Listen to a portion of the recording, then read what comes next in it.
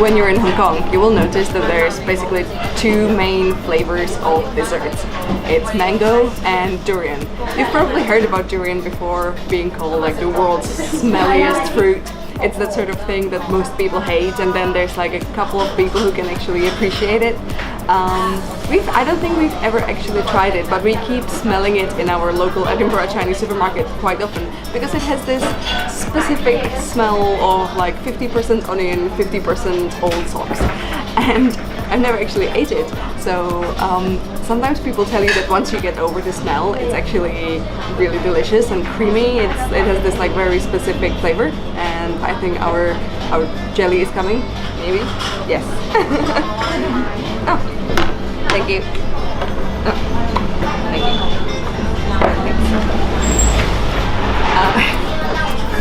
Thanks. So right now we are in. God damn it, I forgot the name of this place.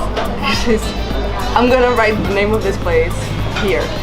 And it's a chain of dessert places here in Hong Kong. There seems to be like one every 5 blocks. And they are quite famous for their mango desserts, but they also do a lot of durian. And I think that durian right now isn't really in season, which is why the menu seems to be quite mango heavy. But if mango is in season, then we're up for a treat. We did order a couple of things. We ordered traditional Chinese herbal jelly, which I feel like I might have had before, like as a part of a drink. Then we ordered like this little set of small mango puddings of like all sorts to show you what all of the things you can have here. And durian cheese pastry, which I'm not sure if it's gonna be sweet or savory, but it was among the light meals section, so I think it's gonna be savory. We also bought some durian chocolate, which is literally just chocolate filled with some like preserved durian. So we're gonna try that too as a delicious, end to this meal, hopefully.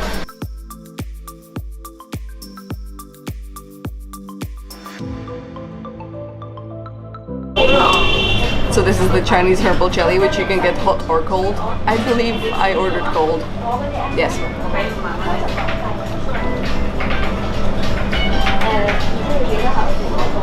Okay, this is really strange. This, I imagine, is sugar syrup. So.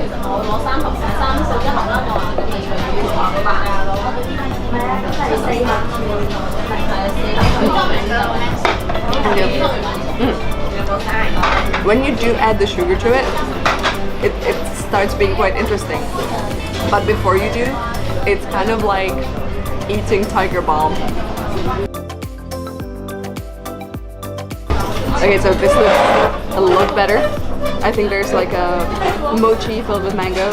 Then this looks like a mango sorbet, sort of surrounded by little bits of jelly. And this looks like a mango puree with mochi balls in it. So I think this will be a lot better. But you know, I can hope. Let's try the mochi.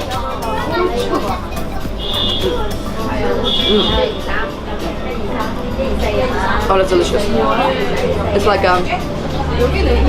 you know, if you had a mango sorbet, I think it has a bit of added sugar too. So it's like if you left mango sorbet outside and put some mochi in it. Okay, so our weird durian pastry came, and so far it looks pretty innocent. I can't smell any durian out of it so far, so let's cut into it. Simon said that it just smells like a cheese pastry.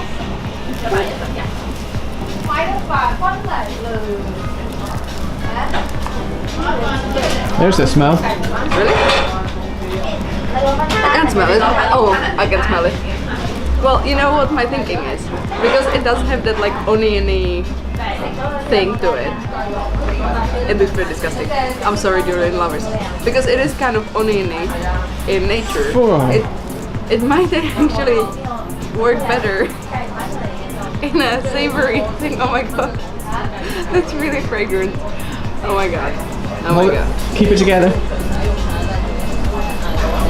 I'm gonna try not to breathe through my nose too much.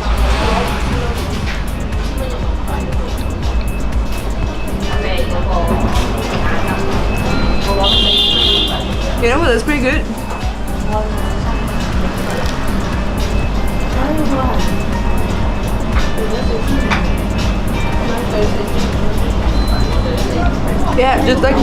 if you stop smelling it. Also, this is the first time I'm seeing durian used in a savory meal, and honestly this makes me think this is the way to go. Because like, why would you want to put something that is so kind of weirdly oniony into your dessert? Like, it has it just to me has a really like a vegetable flavor. So like, this is not all that offensive. Now that we've established that durian actually isn't that bad in a savory meal, I'm not sure how I feel about trying the durian chocolate. You can actually buy this chocolate in this store as well. I can finally tell you the name of this store. Hui Lau Shan. That's the chain. By the way, I think that this chain must be about like 50 years old, because I've heard that certain branches of it just look really, really dated and old. And this is one of the newly renovated ones, because this is in like the party central of Hong Kong. Oh, these are so tiny. You're so dinky. You see, like, the box has a bunch of these tiny dinky chocolates, like individually wrapped, which is good because at least we can bring them home and force our friends to eat them. Oh. You can't really taste the durian in these almost at all. The chocolate is kind of that like dark chocolate with quite a lot of sugar. So it's a nice chocolate. It's that sort of like cheaper dark chocolate, and the inside is like this very like finely pasted durian. Such a slight aroma present in there. Like, if you would give this to someone, like I don't think anyone could say, wow, this is disgusting, I'm not gonna eat this. It's a very kind of neutralized flavor of durian.